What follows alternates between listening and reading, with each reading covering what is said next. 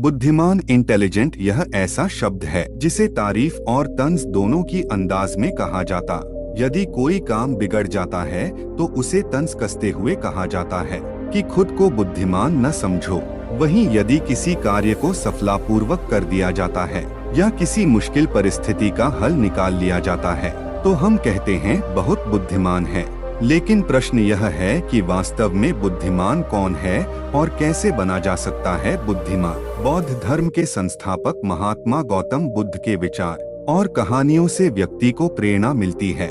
गौतम बुद्ध के जीवन से जुड़ी ऐसी एक नहीं बल्कि कई कहानियां हैं जिससे कई समस्याओं का हल मिलता है। इन्हीं में एक है बुद्धिमान होने की परिभाषा। बुद्धिमान की परिभाषा और इसका सही अर्थ गौतम बुद्ध के जीवन से जुड़ी एक कहानी पर आधारित है। तो चलिए शुरू करते हैं। गौतम बुद्ध की इस कहानी को डोट एक गांव में एक लड़का था जिसका दिमाग बहुत तेज था। उसकी यह खासियत थी कि वह किसी भी चीज को बहुत ही आसानी और कम समय में सीख लेता था, जबकि उसी चीज को सीखने और समझने के लिए अन्य लोगों को काफी समय लग जाता था। लड़के की यह ख्याति दूर दूर तक फैल गई। सभी लड़के की तारीफ में कहने लगे कि उसके जितना बुद्धिमान कोई नहीं है। लड़का चित्रकारी, मूर्ति बनाना, गीत गाना जैसे अन्य कई चीजों को जानता था। अपनी प्रसिद्धि को बढ़ाने के लिए वह अन्य काम और चीजों को भी सीखने लगा।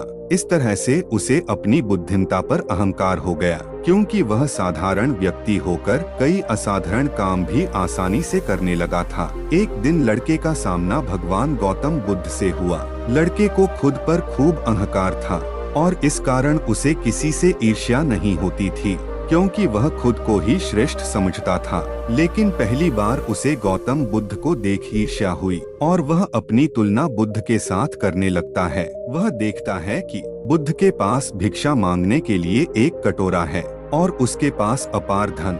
बुद्ध ने साधारण वस्त्र धारण किए थे और उसके वस्त्र कीमती थे।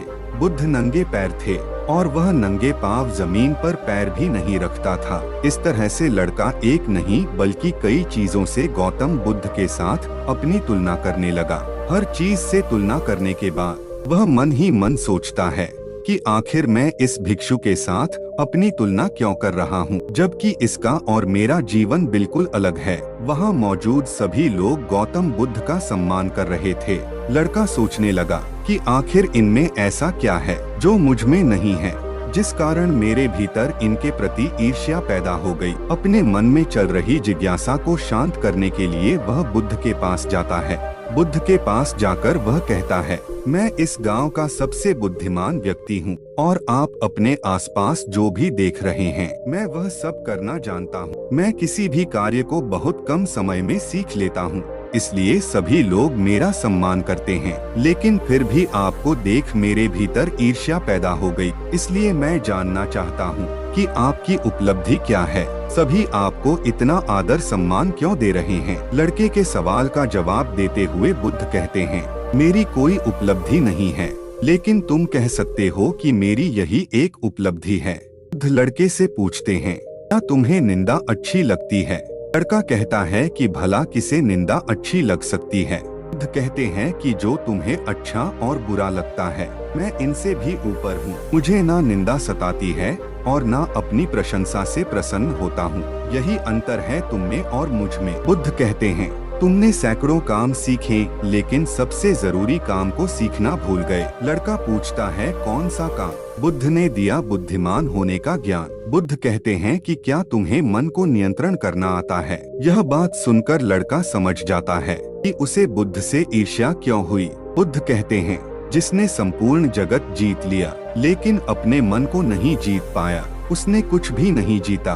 वहीं जिसने अपने मन को जीता लेकिन अपना सब कुछ गवा दिया फिर भी उसने सब कुछ जीत लिया। बुद्ध की यह बात सुन लड़के का अहंकार टूट गया। उसने बुद्ध से कहा कि क्या आप मुझे अपने मन को जीतना सिखा सकते हैं? बुद्ध कहते हैं, जरूर, लेकिन इसके लिए मैं तुम्हारी सभी उपलब्धियां छीन लूंगा। लड़का कहता है, मैं तैयार हूँ। इसके बाद से ही लड़का ध्यान लगाने लगता है, क्योंकि ध्यान से ही मन को वश में किया जा सकता है। दोस्तों, इस वीडियो से आप लोगों ने क्या सीखा है हमें नीचे कमेंट में जरूर बताना। और वीडियो को लाइक करके चैनल को सब्सक्राइब जरूर कर देना। मिलते हैं एक और धमाकेदार कहानी के साथ में।